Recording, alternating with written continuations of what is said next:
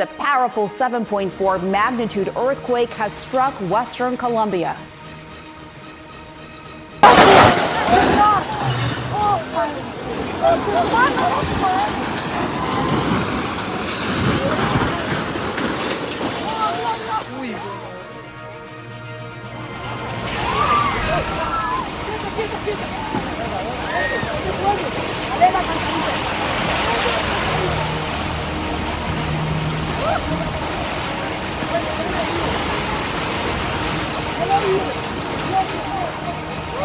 Oh, wow. Terrifying. One official says there is severe damage to buildings. You can only imagine seeing that video, and that people are trapped. The mayor of one city says at least 2 people are dead there. And the U.S. Geological Survey warns that the level of shaking could mean significant casualties. The epicenter was located about 250 miles west of Colombia's capital. CNN meteorologist Derek Van Dam is keeping a close eye on this story. So, Derek, the initial quake was 7.4. What sort of aftershocks are we seeing here? We've already had aftershocks of magnitude 5.0 and greater. So what you're looking at now is one of 6 airports that have sustained damage from the original earthquake, that magnitude 7.4. I'm going to show a series of videos because we're going to try and tie all these pieces together. You're looking at Cali, Colombia, near the epicenter, and I want you to see all the dust in the background here from this elevated position. These are buildings that have sustained severe damage, if not full collapse. And there have been reports coming out of this region that at least 20 buildings have collapsed. Of course, people trapped under the rubble. That is not good news. And then we take you to the ground, and this is what it looks like in Cali, Colombia. And you can see rescue efforts, first responders digging through the rubble amongst the aftershocks that are happening as we speak. So again, this is about 250 miles west of Bogota. The epicenter was actually about 100 kilometers below the surface. That's important. I'll tell you why in a minute. But let's talk about what the USGS does in these moments. They take previous earthquakes in similar tectonic plates, and they can compare them with the magnitude and give an estimate on the potential number of fatalities. It's a grim subject to discuss, but it's the reality we're facing.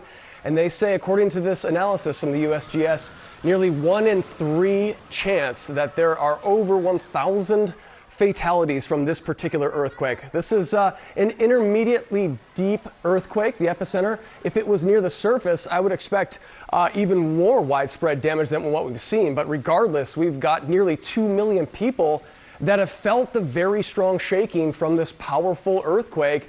And we expect aftershocks to continue. In fact, on average, we see with a 7.4 original earthquake, we have on average about 10 5.0 or greater aftershocks, maybe even a 6.0 or greater aftershock. That is certainly possible.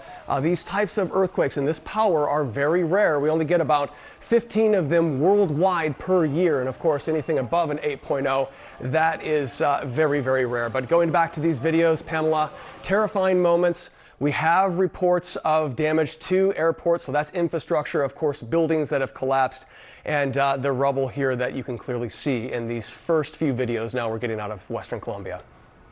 All right, thanks, Derek. Let's go live now to CNN correspondent Stefano Pozzebon. Stefano, I know you've covered Colombia. What more can you tell us about this quake? Yeah.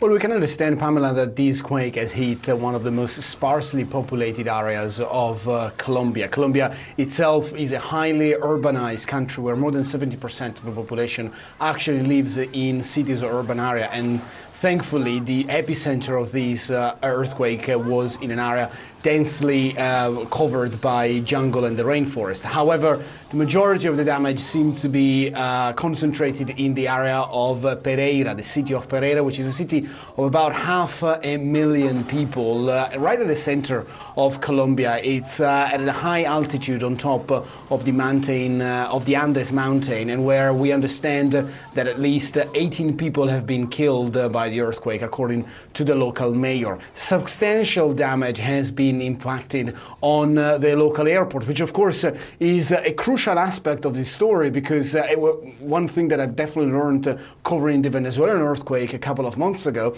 is that reaching the areas most affected by this sort of natural disaster is particularly challenging when you don't have the support of aviation. Colombia is also a very hilly country. The region that has been impacted by the earthquake is definitely more mountainous than the plains, and you can imagine that they will need to put the airports back into running as quickly as possible if they want to have supplies in the upcoming hours and days. So the fact that the airport in Pereira has been substantially damaged, of course, is a cause of concern. Like we are saying, at least 20 people killed so far. I was checking with friends and loved ones on the phone as we learned the news.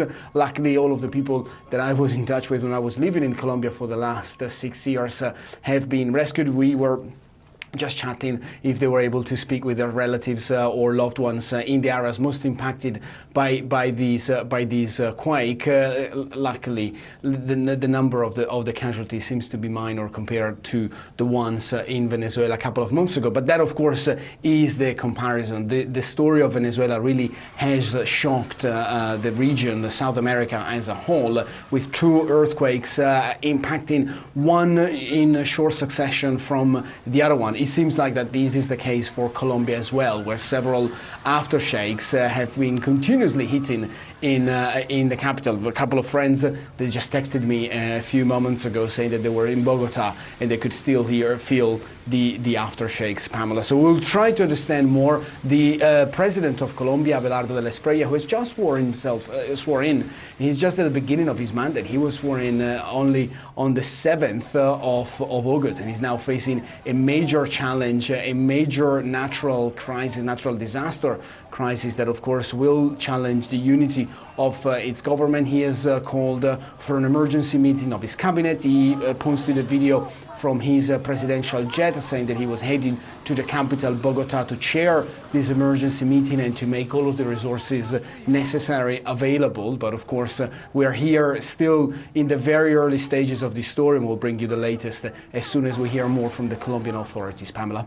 Yeah, I mean, 7.4 magnitude earthquake. You know, Colombia is a country that is no stranger to earthquakes, but this is at a really large scale. And I'm wondering, during your time living there, what the concern was for an earthquake of this magnitude and just the preparations or ability to respond on a mass scale.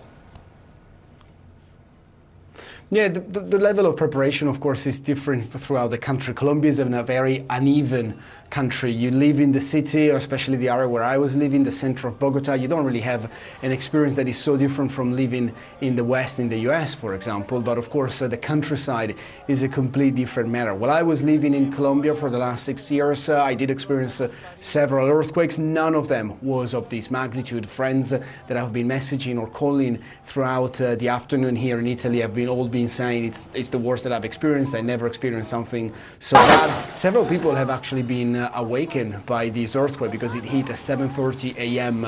in the morning in Colombia, and so several people, they just said that they were being thrown off their beds by the magnitude of this quake. The city of Bogota itself, you can see, I remember that you will go into buildings and you will see the notices on the wall saying that these are quake safe buildings with built-in technique that are made up to resist to the impact of an earthquake. Of course, the countryside is a completely different matter. All large structures, such as the airport, as I was saying, in Pereira, that is the area that for me now is the biggest area of concern, because it's very hard to travel around the countryside in Colombia, and you need air travel to get the supplies that the first responders will need in the areas that are most impacted by the earthquake. So I hope that they will be able to have the airports and the runways up and running as quickly as possible. Let's talk with Gladys Gonzalez from the International Crisis Group, who felt the earthquake in Bogota. You felt the earthquake as far away as Bogota, but I'm certainly glad that you are safe. I just want to talk about the likely impact of this quake, because obviously the first thing that I thought about was the fact that just about 6 weeks ago in neighboring Venezuela. We had two twin earthquakes that measured 7.2 and 7.5 on the Richter scale.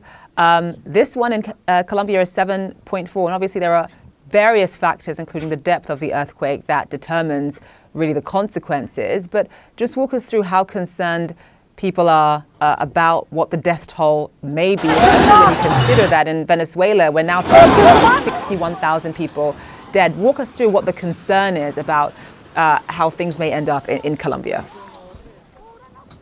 Yes, thank you so much for the invitation. Well, right now the most serious impacts have been reported in some parts of the country, a region known as Eje Cafetero, mainly cities like Manizales, Pereira, Armenia, and Cali have had the most serious affectations of the earthquake.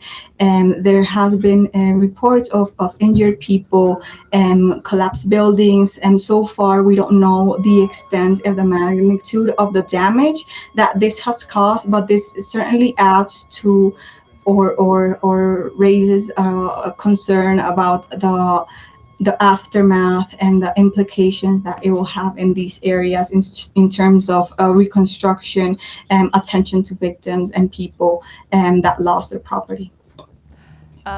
One of the things that essentially really amplified the crisis in neighboring Venezuela is the resources, the capacity of the healthcare infrastructure, and just the infrastructure overall.